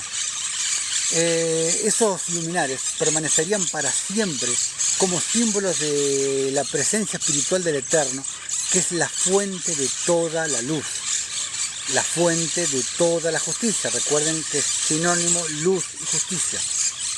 Contemplando el espacio oscuro y vacío que se extendía alrededor de la tierra, con potente voz ordenó: haya luminares en la expansión de los cielos, para que haya separación entre el día y la noche.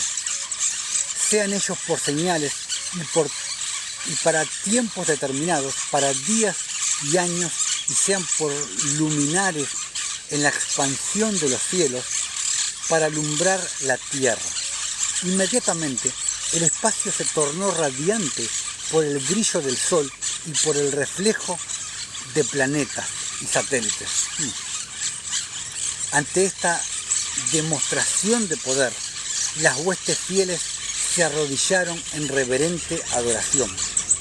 En el cuarto día, el Eterno creó los mundos en nuestro sistema solar, no para ser habitados como la Tierra, sino para el equilibrio del sistema.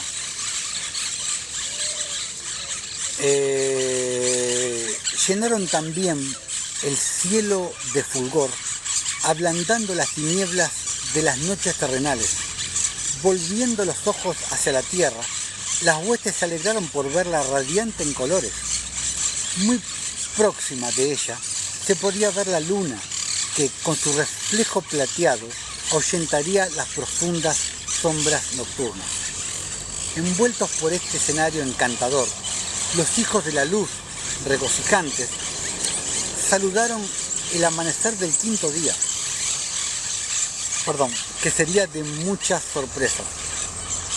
El Eterno tomaría la tierra festiva por la presencia de infinidades de especies de animales irracionales que habitarían sobre la superficie del planeta.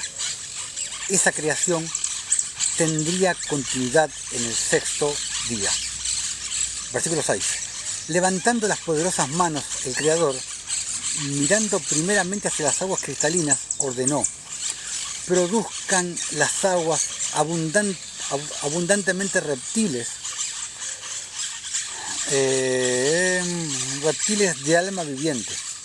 De inmediato las aguas se tornaron ondulantes por la de incontables especies de reptiles que, felices y agradecidos, festejaban la existencia de un continuo nadar y saltar. Desde los seres microscópicos hasta las grandes ballenas, todos aparecieron en completa armonía. Reflejaban, presenciando en su naturaleza el amor, poniendo los ojos sobre la atmósfera añil que reposaba sobre los reverdecientes bosques. El Eterno continuó: vuelen las aves sobre la faz de los cielos.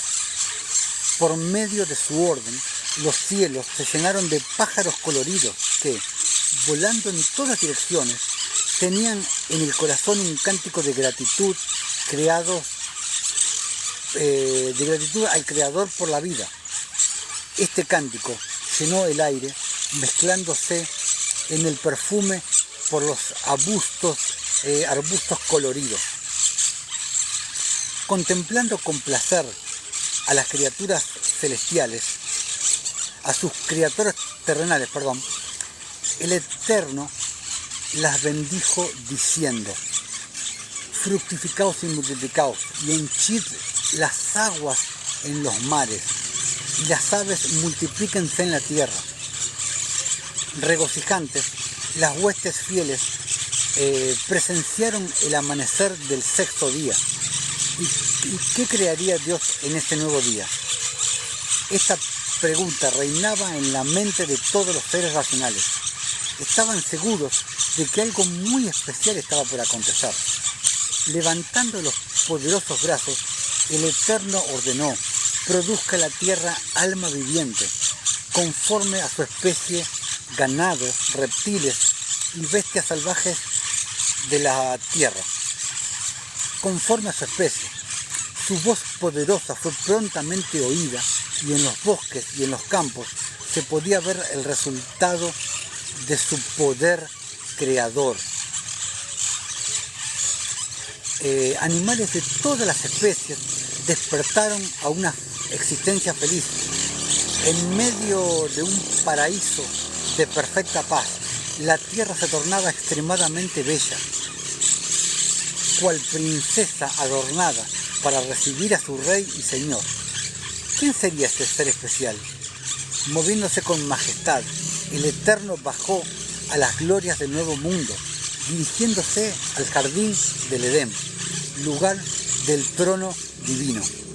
Los ángeles de la luz lo acompañaron reverentes, deteniéndose cual nubes sobre los cielos del paraíso. Todo el universo observaba con profundo interés el desenvolvimiento de los actos del Creador en respuesta a las acusaciones de sus enemigos.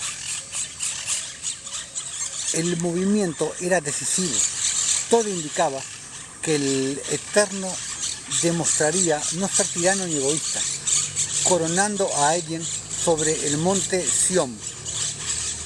Satanás y sus seguidores no dudaban de que el reino les sería entregado y reinarían victoriosos en el seno de aquel antiguo abismo donde las tinieblas y la luz ahora se entrelazaban. Los súbditos de la luz se estremecerían ante esa perspectiva. Junto a la fuente del río de la vida, el Eterno se arrodilló solemnemente y con los elementos naturales de la tierra comenzó a moldear con mucho cariño una criatura especial. Después de algunos instantes estaba extendido delante del Creador el cuerpo, aún sin vida, del primer hombre. El Eterno lo contempló y después de acariciarle la cara fría y descolorida, le sopló en las vías de la nariz el aliento de vida y el hombre comenzó a vivir. El hombre comenzó a vivir. Versículo 10. Como despertando de un sueño, el hombre abrió los ojos y contempló la dulce faz de su Creador, que, sonriendo, le besó la cara, ahora cara colorida y llena de vida. Se emocionó al oír la voz del Eterno decirle con voz suave y llena de afecto: mi hijo querido. Por haber nacido de la tierra, el primer hombre recibió el nombre de Adán, y tomándolo por la mano, el Eterno lo levantó sin percibir el escenario de fulgor que lo circuncidaba. Adán, en un gesto de gratitud por la existencia, envolvió al Creador en un tierno abrazo. Postrándose en reverente adoración, las huestes fieles admiradas, atestiguaban la grandiosa relación divina. Emocionadas ante el gesto humano, se postraron también en reverente adoración. Unieron entonces todas las voces en un cántico de júbilo, en salutación a aquella criatura especial que despertaba hacia la vida en un momento tan decisivo para el universo. Con el corazón lleno de felicidad, Adán se unió a los ángeles en un cántico de loor. Su voz, al repercutir por los alrededores floridos, se mezcló al canto de las aves y al mugir de los animales que se aproximaban festivamente. En un paseo de sorpresas inolvidables, Adán fue concientizado de las bellezas de su hogar. Con admiración contempló al monte Sión, donde brotaba el río de la vida, en una cascada de luz. El glorioso monte yacía coronado por un lindo arco iris. En sus pasos siguió el curso del río cristalino que se deslizaba sereno en medio de las maravillas del Edén. Y bueno, y vamos a ir cortando acá para no hacerlo tan largo, porque es un capítulo bastante largo. Vamos a continuar en el próximo video, en el próximo vivo, Así que bueno, pero es un libro extremadamente hermoso, el rollo sagrado de Melquisedec, que a la vez está formado por 3 libros dentro. Así que bueno, hermanos, espero que les haya sido de agrado la enseñanza de hoy, la de básicamente la siembra y la cosecha, dando semilla al que siembra, al siervo de Dios que va, al siervo de Dios que hace la gran comisión, al siervo de Dios que consigue frutos. Y sé tú partícipe de los frutos del siervo de Dios, siendo el que envía, si no eres el que va a hacer la obra. Colabora con el siervo de Dios que verdaderamente hace la obra. Te vuelvo a repetir que recién estás viendo esta parte del video. Si quieres unirte a los frutos de este siervo de Dios, si quieres colaborar, si quieres hacernos llegar tu ofrenda, hacernos llegar tu dádiva, tu caridad, tu justicia, tu misericordia. En los links de los videos están tantos de YouTube como de TikTok como de Facebook. Puedes llegar a mi Facebook y ahí vas a encontrar, si estás fuera de Argentina, el link de... ay, se me fue el nombre.